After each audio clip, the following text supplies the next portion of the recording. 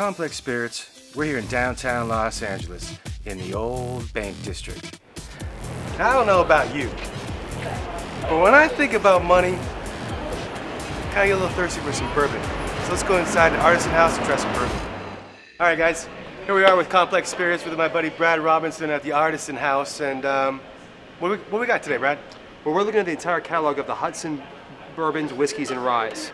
We have the rye, we have the 4-grain, the corn, the single malt, and the baby bourbon. And so these are all pretty small bottles, so they're small batch, like you said, like kind of custom built, handmade. It's very artisanal, very specialty. For example, all these are bought with white American oak and about 5-gallon drums, so they're about this big. Okay, so Brad, so please explain to me, because I don't get it. What is the difference between bourbon and whiskey? That's a very good question. Up until the 70s, for it to be called a bourbon, it actually had to come from Bourbon, Kentucky. Now it has to do with the mash. For it to be an American bourbon, it has to be at least 70% corn, with the remainder being a blend of either rye, wheat, or malted barley. So then, what's a whiskey? 65% corn? I mean... Whiskey's basically anything else. Just a mishmash of mash. Right. What's something different about Hudson that sets them apart from other small batch distillers of bourbon? Well, let's get beyond the fact of that this is a superior juice that you get in these bottles of whiskey. Okay. From my, we'll talk about rye in a minute, but like the Manhattan rye by far is the best rye I think on the market. But they do something that I think is pretty ingenious and I think is a great story, and it's called sonic maceration. Wait, sonic what? Sonic maceration.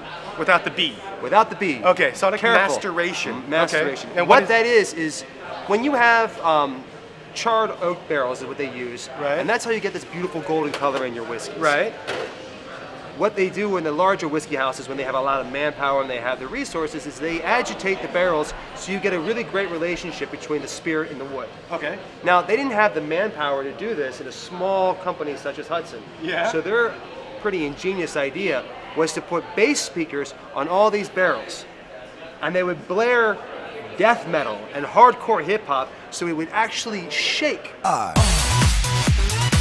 Actually give a wonderful relationship between the spirit and the wood. Now I want to drink this, because that's really cool. I think so too. Did you know that what's in my mouth was sonically macerated? I want to say that to somebody. Are you going to make us a drink today? Absolutely. All right, great. Let's get to it.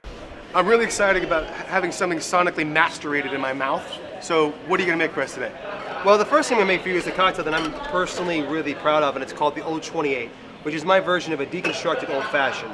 Okay. I really like to look at classic cocktails, and for me, I personally want to taste the alcohol in my drinks. I don't want to do anything to cover it up. Right. So what we're going to do now is we're going to add a few key elements that's really just going to bring out the flavor profiles of each spirit that we're drinking. The first spirit that we're going to use is the Hudson Manhattan Rye.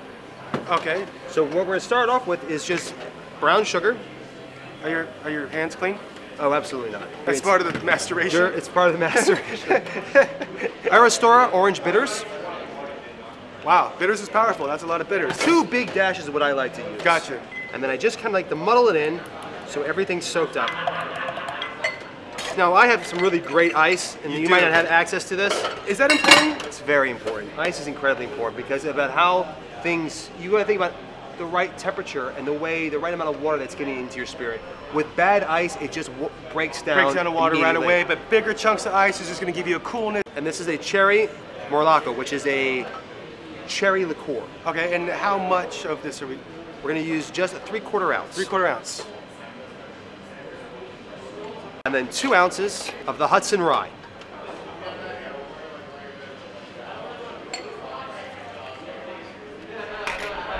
And that's it? And that's it. So and then we take a swizzle, our bar spoon, and we're going to swizzle. Strained. And an orange rind twist. And this is called? An Old 28. An Old 28, which is your version of a deconstructed old fashioned. Old fashioned. Wow. That's amazing. This is really, really good. It's smooth. It's not chilled like you would chill a shot or something. Correct. You could still get the spirit, the whiskey coming through. I got that little bit of cherry. That's amazing. Wow. Brad Robinson, folks, at the Artisan House in downtown LA.